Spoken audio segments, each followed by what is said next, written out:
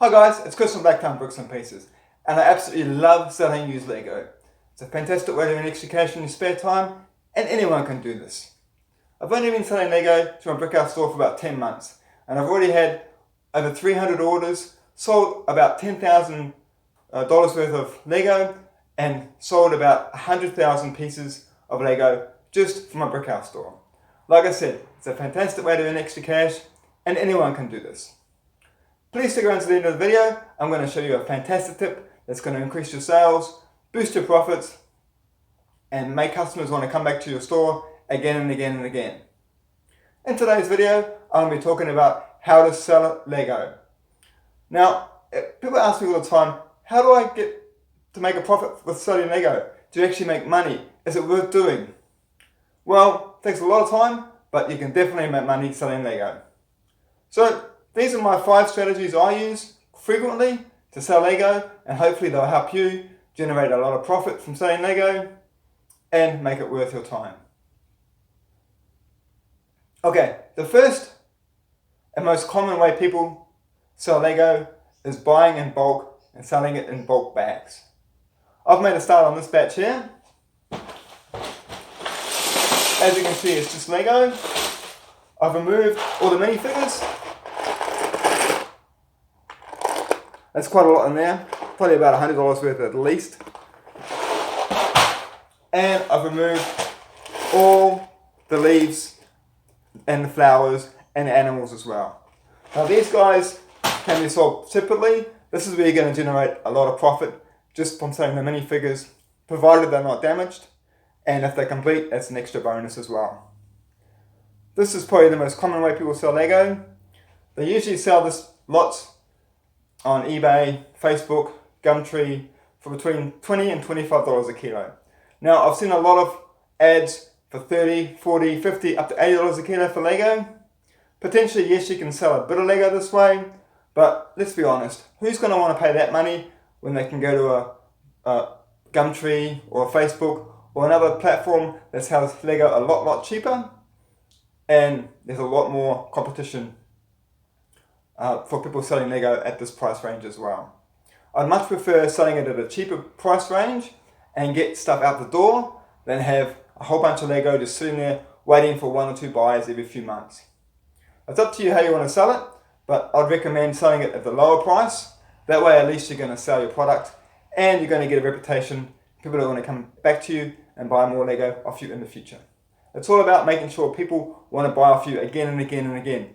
That's how you get the income, is by buyers coming back to you and buying again, over and over again, and sharing your name with other buyers, so you get a good pool of customers who want to come back and continue to buy stuff off you in the future. Now the second strategy a lot of people use, which is quite similar to the first, is buying bulk bags, but then breaking it down into color bags. Now I bought this batch a while ago, and someone's already sorted out the colors for me. Now, potentially you can make a little bit more money, maybe an extra $5 a kilo, $10 if you're really lucky, but it takes a lot of work sorting it this way, and in my mind, it's not worth the time. It's going to take about 2 or 3 hours to sort through a 20 kilo lot of Lego, probably even more, just to make an extra few dollars a kilo. It's not really worth the effort. But there's definitely a demand for this sort of stuff, especially the greys, the dark stone grey and the medium stone grey. A lot of buyers like this stuff for making their mocks. But again, you've got to think about, is it worth your time breaking it all down this way, whether you could just chuck it into kilo bags and sell it that way and get almost the same profit with half the work. So this is the second strategy. It's worth doing if you want a bit of extra profit, but you got to think about whether it's worth your time to do it or not. Now the third strategy is a little bit more lucrative, but potentially a lot more work, and that's reconstructing sets. Buying a bunch of bulk lot Lego and getting the manuals and reconstructing the sets. Now this only works if you've got manuals with the bulk lots you're going to buy and the models are actually worth reconstructing. A lot of the small city stuff you might sell for $1 or $2 or $3, and it's not worth the time or the effort to go through all your Lego just for a couple of bucks. Again, you've got to think about who's going to want to buy that Lego off you and if there's a market for it, and if the sets are actually worth reconstructing. I was quite lucky. I bought a whole bunch of Friends stuff recently, and I managed to reconstruct about 15 sets. So I'm gonna triple my money when I resell these stuff. Again, this stuff's gonna take a little bit longer to sell because it's sets and only targets a small part of the market. So you've got to think about the target audience, the price point, and whether it's worth doing this. Worst comes to worst, you can break the sets down and sell them as pieces. Now the fourth strategy a lot of people implement is buying sets brand new and then reselling them. Now there's two ways you can do this. You can either buy them under market, which is what I've done. I bought all these sets and I got a little bit of wear and tear on the boxes, a few scratches and dings, so I got them at about 25% retail value.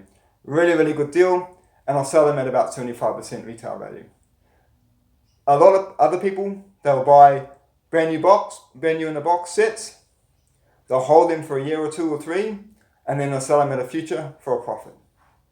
Now this is potentially quite a dangerous strategy to use because you don't know what sets are going to be valuable in the future, you don't know if you can hold the sets that long, you don't know where you're going to store the sets. If they get damaged or broken in the meantime, then you're going to lose money on the sets because you're not going to be able to sell them at the price you pay for them because they're damaged.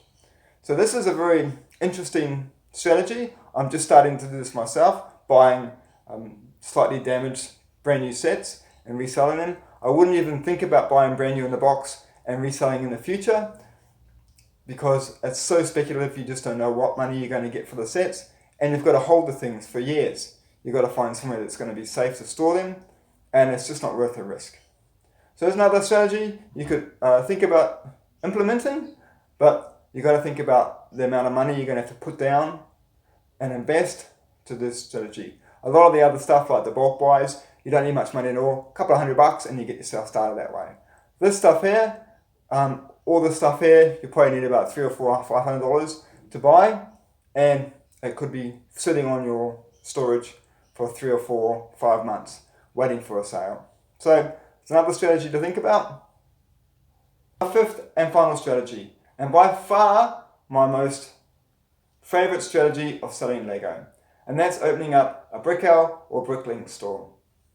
Now I've personally chosen Brickell because it's so easy and simple to use. This has quadrupled my sales, massively boosted my profits, and I'm turning over so much more Lego now, simply by giving customers exactly the pieces they need. Unlike buying bulk, people don't know what they're going to get in the sets. It's just a bunch of random pieces all chucked together.